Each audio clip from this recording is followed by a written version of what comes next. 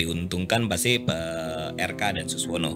Agak susah ditebak ya siapa bisa ngambil hati mereka gitu. Ini kayak Yunani juara Piala Eropa gitu tiba-tiba gitu. Gitu loh. Jadi nggak bisa kita prediksi.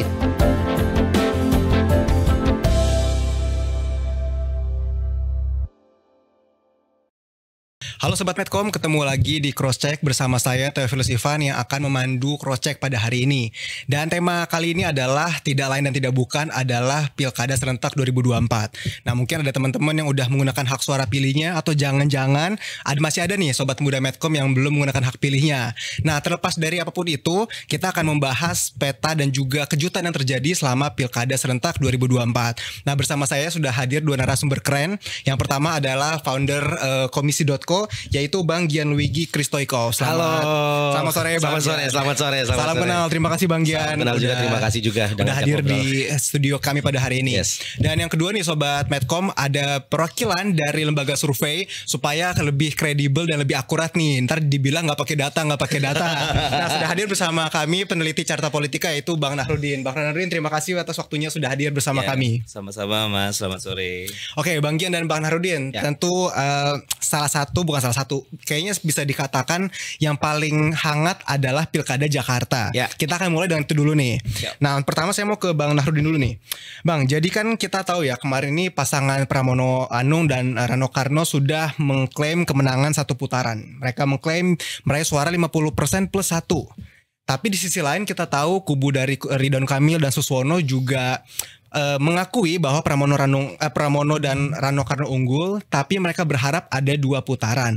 Nah dari Bang Nahrudin sendiri melihatnya seperti apa sih Bang? Apakah kita harus percaya 1 putaran atau akan terjadi 2 putaran nih Bang Nahrudin kira-kira? Boleh Bang Nahrudin silakan. Ya kalau terkait kita harus percaya mana ya 1 putaran atau 2 putaran, ya tetap kita harus menunggu hasil resmi dari KPU ya.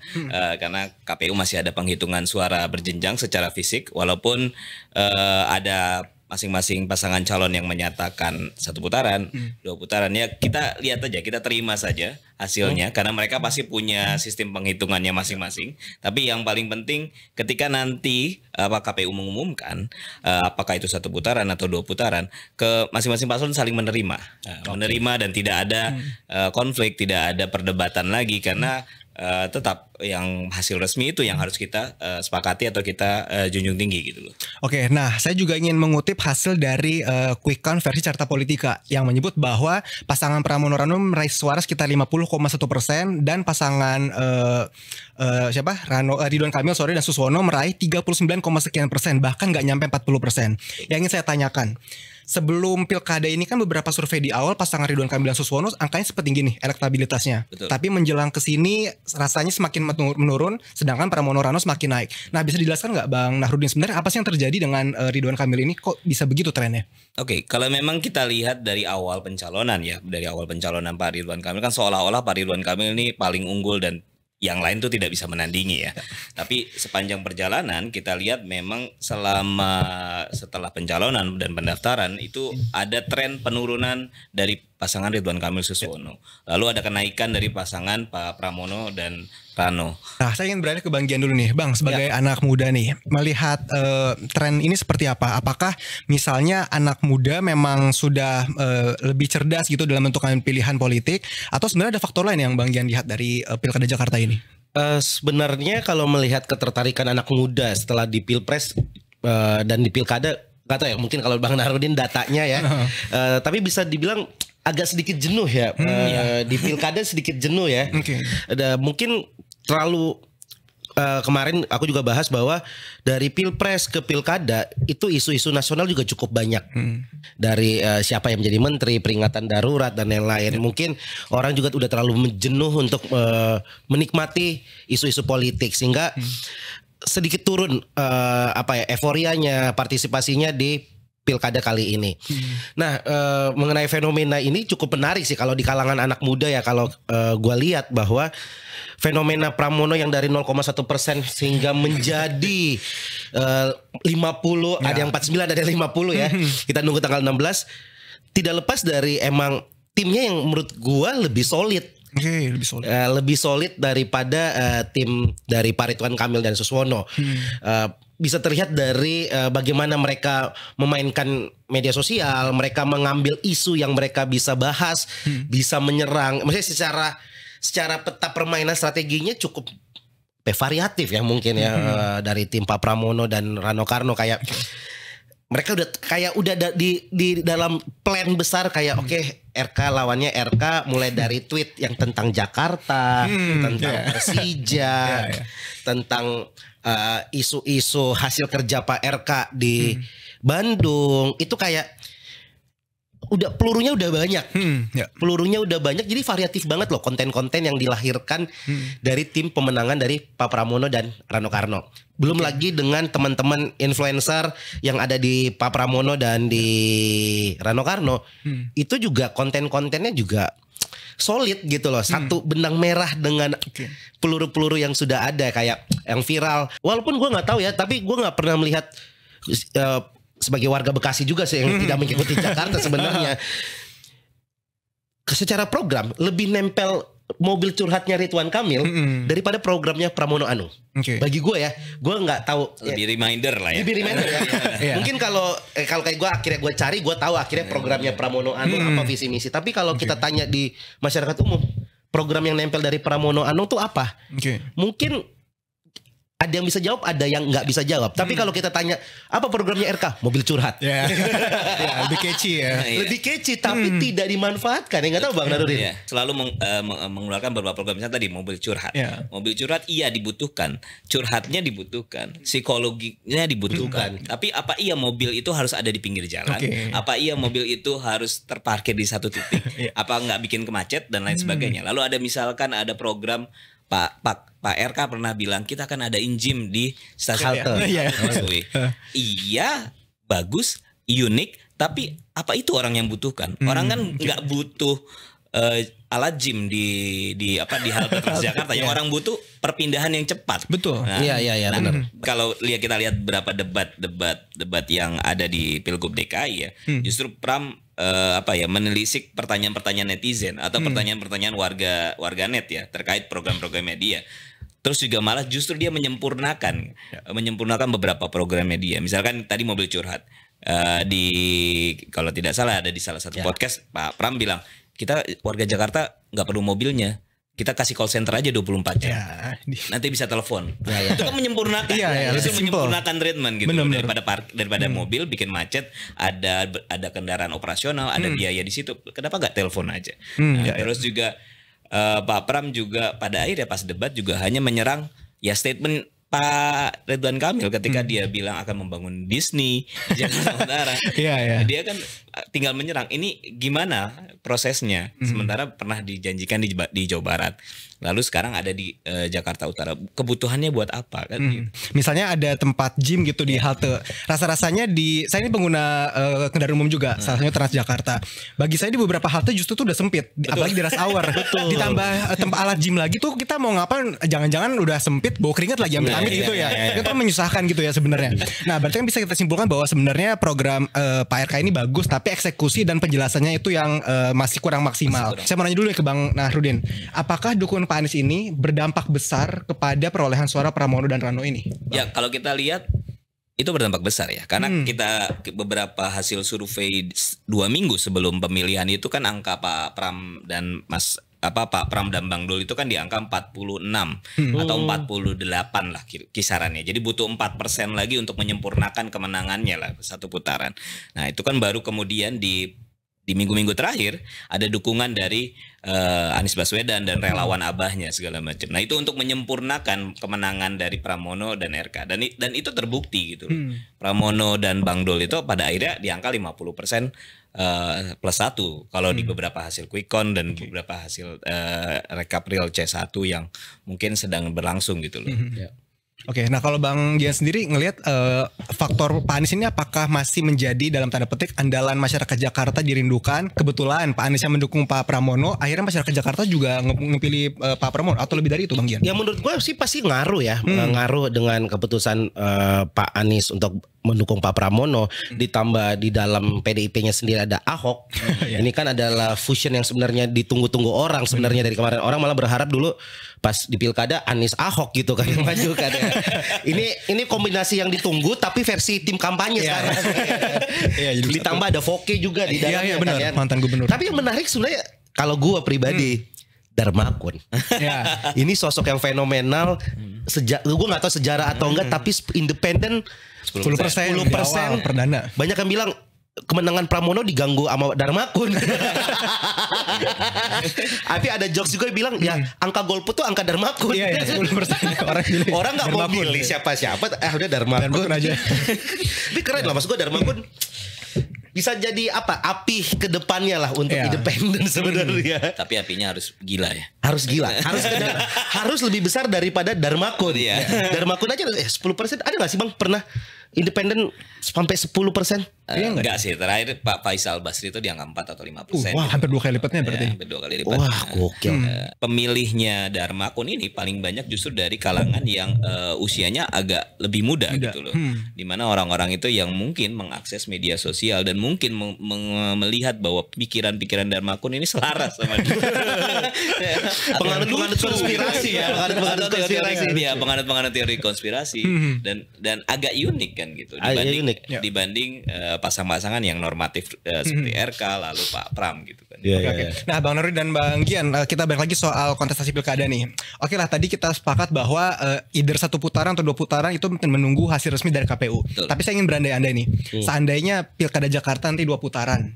Menurut Bang Nurudin dulu deh, apa sih keuntungan maupun kerugian? Apakah tagline bahwa 2 putaran akan bikin masyarakat capek? Dan mengingat nih, kalau saya terakhir baca, sebenarnya angka pemilih di Jakarta tuh tingkat partisipasinya tuh masih mirip-mirip dengan yang nggak memilih. Yang nggak memilih tuh masih sekitar 40%. Ya, banyak loh itu. 53 lawan 4. Nah sekitar segitu tuh. Nah, gimana nih Bang Nurudin melihat untung ruginya kalau 2 putaran? Apakah nanti tingkat partisipasinya cuma lebih anjlok lagi Bang Nurudin?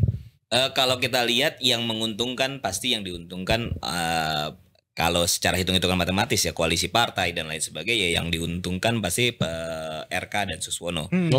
Kenapa? Karena ya itu koalisi partainya gemuk dan tidak ada lagi kontestasi pemilihan gubernur atau pemilihan bupati wali kota di wilayah lain. Cuma satu ya, Jakarta doang. Di putaran kedua. Jadi konsentrasi dari partai koalisi akan lebih fokus ke Jakarta. Jadi secara logistik, secara kekuatan pasti akan konsentrasinya lebih menguntungkan RK Suswono gitu.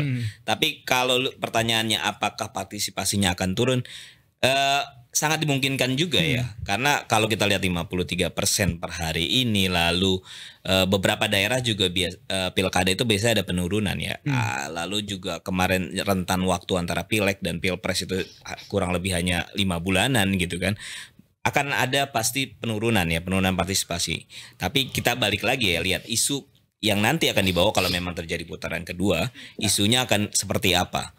Kalau ada isu-isu yang agak sensitif dan bisa dibawa di ranah pemilih, juga sangat tidak mungkin partisipasi akan naik gitu. Gitu. Nah kalau Bang Gianni sendiri gimana? Apalagi misalnya ada 10% suara basis suara dari Darmakun nih. Kira-kira menurut Bang Gian prediksinya kemana nih? Apa terpecah apa gimana? Menurut Bang Gian ya kita agak susah ditebak ya kalau saya penganut teori konspirasi gitu ya. Tapi ya siapa bisa ngambil hati mereka gitu. Benar. Keunikan. Nah ini masalahnya. Sempat diskusi juga sama beberapa teman-teman anak-anak komunitas dari kampus juga adalah kalau waktu Anies lawan Ahok ketika AHY kalah kan tahu yang milih tuh siapa, lemparannya kemana, backgroundnya seperti apa, cara masuknya seperti apa kan jelas. Nah 10%-nya Darmakun ini kalau tadi gue baru tahu dari Bang Nurudin bahwa anak lebih muda, nah itu kan lebih jelas. Tapi kalau kemarin pas beres tahu angka 10% siapa, mereka ini siapa, motivasinya milih apa, dan kenapa. Nah ini kan harus dicari tahu partai dan bagaimana cara masuknya. Karena gue yakin Darmakun bergeser ke kiri atau ke kanan belum tentu pemilihnya ikut ke kiri kanan. Karena ini uji coba pertama. Uji coba pertama dan bukan tokoh yang kuat juga. Mungkin Pak Faisal Basri waktu itu sudah punya sosok yang kuat, ketika dia geser mungkin pengikutnya juga ikut. Ini kan Darmakun fenomenal menurut gue. Ini kayak Yunani juara Piala Eropa gitu tiba-tiba gitu. Gitu loh. Jadi gak bisa kita prediksi. Tapi kalau dibilang turun atau tinggi partisipasinya, gue juga setuju sama Bang Narudin bahwa tergantung isu yang dibawakannya seperti apa, perubahan apa yang dibawa oleh RK dengan gaya kampanyenya, dengan isu-isu yang dibawanya. Karena selama gaya kampanyenya seperti ini dengan isu yang diangkat seperti ini, menurut gue nggak akan terlalu banyak berubah di putaran kedua. Malah orang-orang yang teori konspirasi ini akan lebih percaya Pramono daripada Ridwan Kamil. Iya, karena ya menurut gua bedanya RK sama Pak Prabowo waktu di Pilpres, RK ini nanggung mau disolimi atau mau nyerang. Karena dia selalu bilang yang banyak kerja ya banyak bicara. Ya, benar. Yang nggak banyak kerja nggak banyak bicara. Akhirnya cuma bisa nyerang doang. Jadinya nanggung. Lu pengen nyerang, lu bisa kerja, ya serang aja sekalian. Tapi kalau lu pengen jadi yang dizolimi, yang ditolak di mana-mana, tapi nggak dapet juga. Beda sama Pak Prabowo, nggak pernah nyerang, menerima, merangkul, melegowokan, sehingga viral tuh cewek-cewek nangis tuh di Pilpres kan. Ini kan nggak juga nangis kan? Prabowo juga nangis. Prabowo juga nangis. RK ini nanggung menurut gue. Lu mau jadi orang yang arogan, ngelawan, diserang, dipantik sama Pramono, lu serang balik, atau yang sabar, terima segala macam. Itu juga menurut gue juga harus dipikirkan. Intinya gue yakin, nggak tahu mungkin Bang Narudin gimana, gue tidak melihat RK menjadi jati dirinya sendiri di Pilkada Jakarta. Dari media sosial lah, sesimpel media sosial. Gue nggak melihat RK food vlogger tuh nggak ada. Iya. Food vlogger nggak ada yang dia merasa dirinya mirip Ariel Peter Pan apa segala macam. Gue nggak melihat itu di Pilkada 2024 di Jakarta. Nah, bicara soal pilkada ini kan tentu ada banyak daerah nih. Tapi kali ini kita akan fokus di Jakarta dulu. Terlepas dari siapapun pemenangnya yang nanti akan terpilih, menurut Bang Nahrudin dulu deh, kira-kira sektor apa yang menjadi prioritas yang harus diselesaikan di Jakarta? Menurut apakah polusi, masalah banjir, masalah macet, atau masalah lain, Bang Nahrudin, yang kira-kira harus diselesaikan? Yang paling dirasakan ya macet lah ya. Macet ya. Yang paling dirasakan macet. Itu kompleks lah. banget. Dan paling mudah bukan paling mudah ya. Dalam artian paling bisa dilakukan sebetulnya secara cepat ya kemacetan. Entah dengan cara mengurangi penggunaan mobil pribadi lalu menambah transportasi umum, itu kan sangat lebih mungkin ya dibanding kita harus menangani banjir yang harus mengubah tata ruang kota dan lain sebagainya. Macet itu nomor satu. Lalu kalau polusi udara ya kan faktornya juga dari macet gitu, dari kemacetan dengan penggunaan mobil pribadi yang cukup tinggi. Nah, kayaknya itu yang sebetulnya paling bisa direalisasikan, lalu mengubah habit masyarakat dari yang biasa pakai transportasi umum, biasa pakai transportasi pribadi lalu kita pindahkan ke transportasi publik. Kayaknya yang paling masuk akal dan harus segera diselesaikan. Kalau itu berhasil, saya rasa sih bagus lah ya. Iya, apalagi Jakarta kan sentral ya. Efek dominonya sangat banyak dari macet tadi gitu. Kayak itu juga bisa mengurangi tingkat stres gitu. Gak perlu lagi mobil curhat gitu. Masyarakat udah gak stres. Kalau Bangnya sendiri ngeliatnya sama macet ya. Ya gue tinggal di Bekasi, kerja di Jakarta gitu. Hal yang paling males banget adalah macet. Ya walaupun mungkin macet dan infrastruktur gue sangat bersyukur ada tol Becakayu tuh. Gue kebetulan kantor daerah Kuningan, itu sangat memangkas waktu lah. Ya kita lihat ya, naik Transjakarta umpel-umpelannya kayak gimana. Bener. Terus mungkin dibilang dulu seingat kita Transjakarta tuh kayak punya jalur sendiri, akan bebas dari kemacetan. Ternyata nggak sempurna itu juga gitu. Ya karena penegaknya ya. Ya. Itu sih masalah penegakan hukum kita. Iya. Belum lagi ternyata ada beberapa jalur yang kalau di daerah Gatot Subroto itu busway dari kanan tuh bisa ke kiri tuh, belok yang ke daerah Senayan. Itu kan jadi macet sebenarnya. Apalagi yang Polda kiri mau ke daerah Senayan itu kan jalan sempit. Betul. Busway gede banget. Terus belum lagi yang dari bawah jembatan motor. Itu kan numpuk di sana. Nah, menurut gua itu yang harus diurai. Nah, siapapun yang bisa mengurai kemacetan itu akan diingat seumur hidup di Jakarta. Iya. Sudah saling berhubungan sih ya, karena kan Jakarta adalah sentral ya, dari Bogor, Depok, Tangerang ke Jakarta semua. Dan harapannya juga kalau misalnya nanti transportasi umumnya udah memadai, tepat waktu dan tentunya nggak dilanggar ya, karena banyak banget jalur Transjakarta dipakai sama motor lah, mobil yang maksa masuk karena dengan alasan jalur utamanya macet. Sebenarnya kan nggak boleh ya, karena kan harusnya bus Transjakarta itu bebas hambatan gitu ya.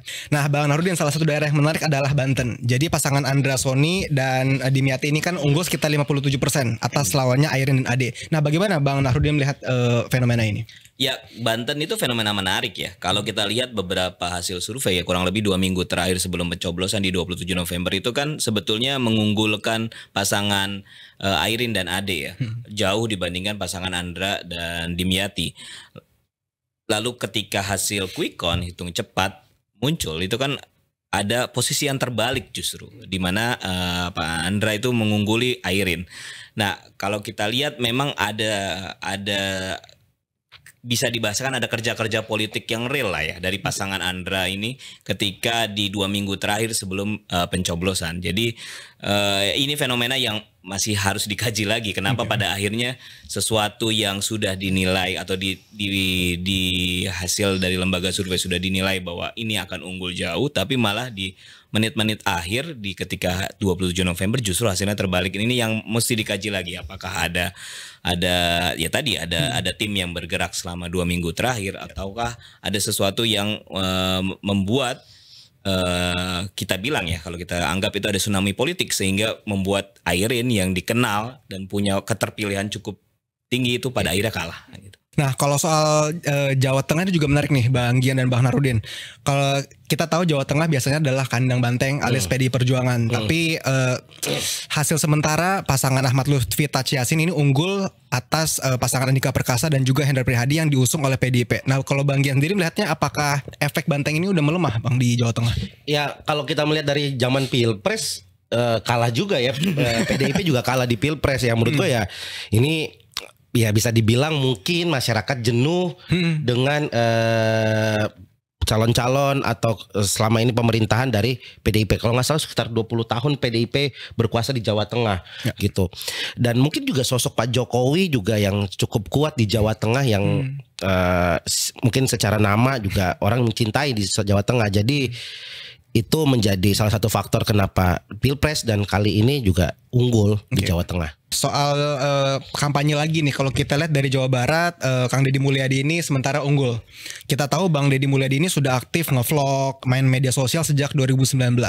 Artinya kan Bang Deddy Mulyadi ini sudah membangun image dan juga citra dirinya tuh dari lama. Apakah ini juga yang menjadi faktor kemenangan khususnya di anak muda, Bang Gian?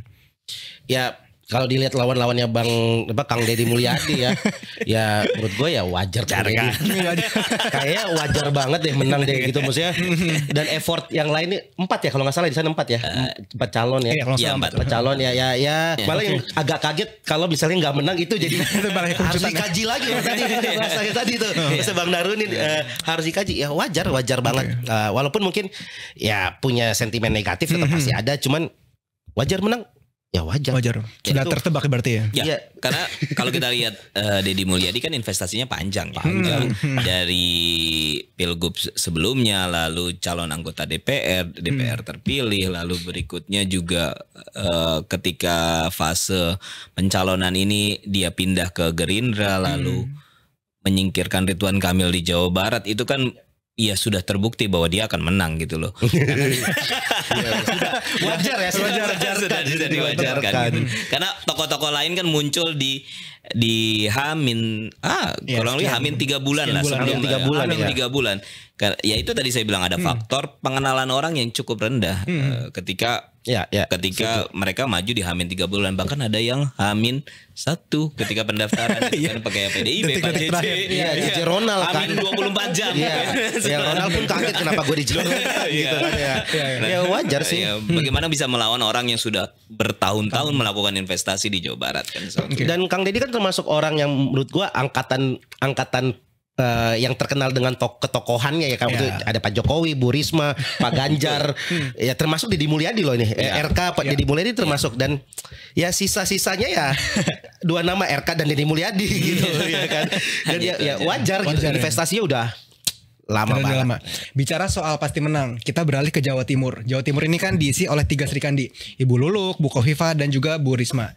Nah, sementara ini kan Bu Khofifah unggul. Nah, menurut Bang Narudin itu juga udah tertebak mengingat Bu Khofifah adalah petahana dan juga basis masanya memang kuat di sana. Ya, faktornya betul, faktornya petahana. Tapi di luar itu selain petahana itu faktor bahwa masyarakat di Jawa Timur kurang lebih puas dengan kinerja Khofifah dan Emil. Pun juga faktor 2 orang ini tidak pecah kongsi lah. Tidak pecah kongsi. Mereka tetap berjalan bersama beriringan di periode selanjutnya. Sehingga membuat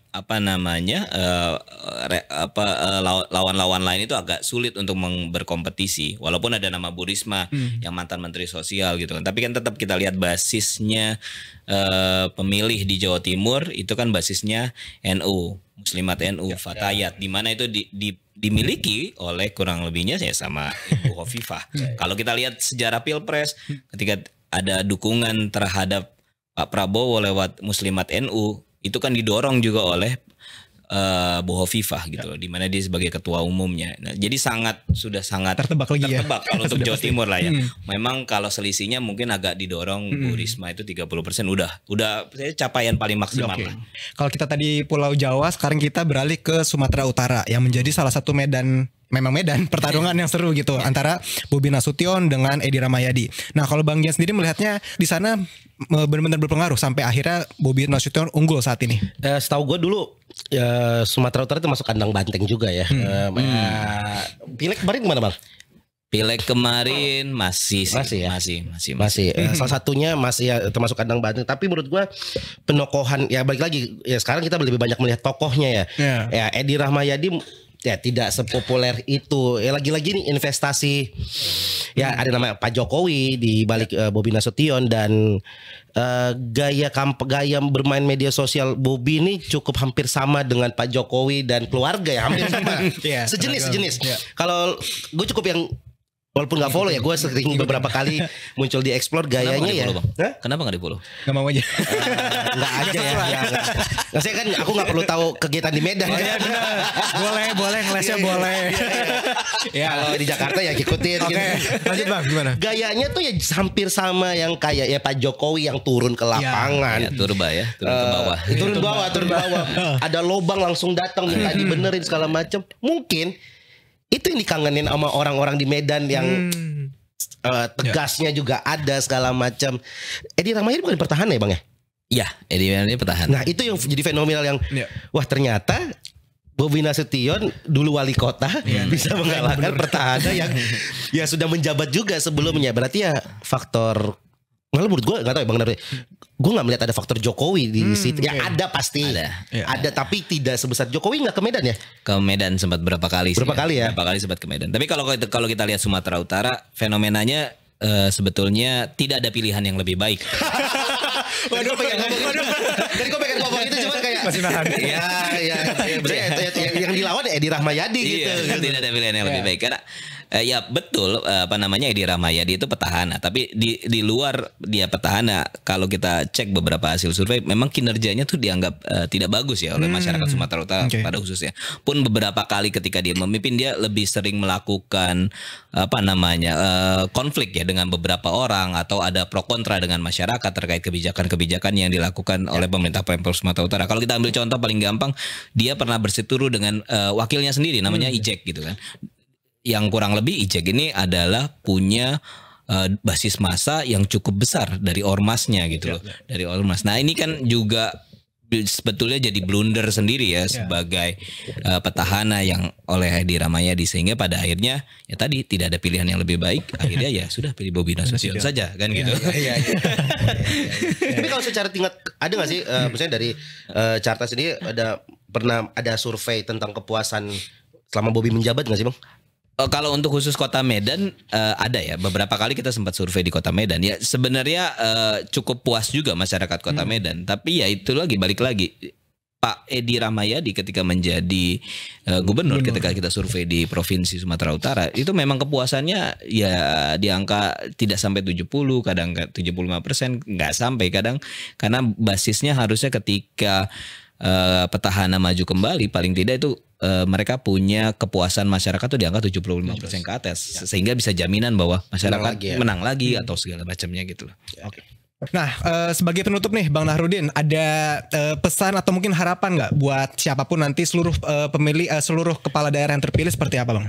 Ya, yang pasti ya kalau untuk kepala daerah yang terpilih ya ini pelaksanaan janji ya. Jadi janji-janji lalu apa terkait kepentingan dan program untuk rakyat itu lebih diutamakan. Karena sebenarnya kan esensi pelaksanaan pilkada serentak ini kan untuk menyelaraskan antara program pemerintah pusat dengan pemerintah daerah sehingga tidak terjadi batas waktu yang berbeda. Kalau tidak serentak kan nanti ada pergantian di tahun ke ini akan programnya akan berbeda. Nah, ini kita tunggu nih.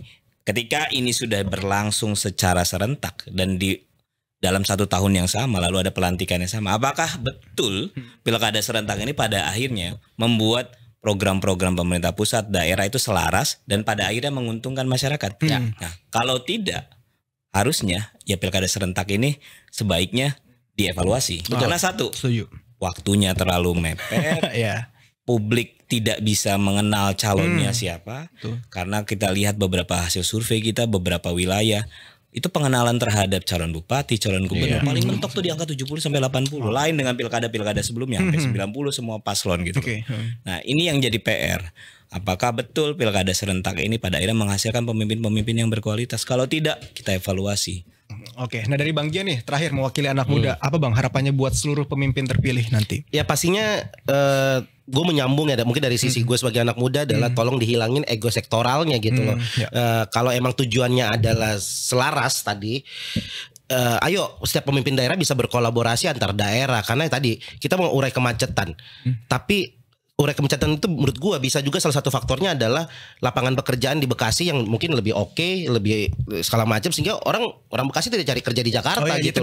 Distribusi merata gitu ya. Maksudnya ada kolaborasi lah, ada kolaborasi antar daerah, apalagi misalnya kayak Jakarta punya daerah-daerah satelitnya, yaitu bisa dikolaborasikan dengan baik sehingga satu program masing-masing program di daerah itu bisa berjalan dengan baik, tidak ada ego sektoral dan gue tunggu sih janji-janjinya juga ditepatin dan semoga ada kayak apa ya, kalau kemarin menteri-menteri disatukan di mana di Semarang Magelang ya semoga kepala daerah juga dikumpulkan di Magelang gitu ya. Disuruh bangun pagi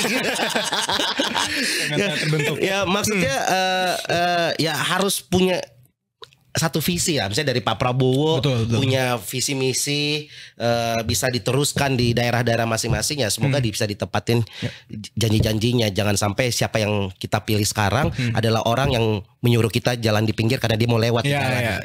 Itu juga ngeselin sih. Orang yang kita pilih itu orang yang menyuruh kita minggir saat dia mau lewat. Waktu minta suara kita dicari-cari, kita disuruh di tengah. Udah terpilih kita disuruh di pinggir.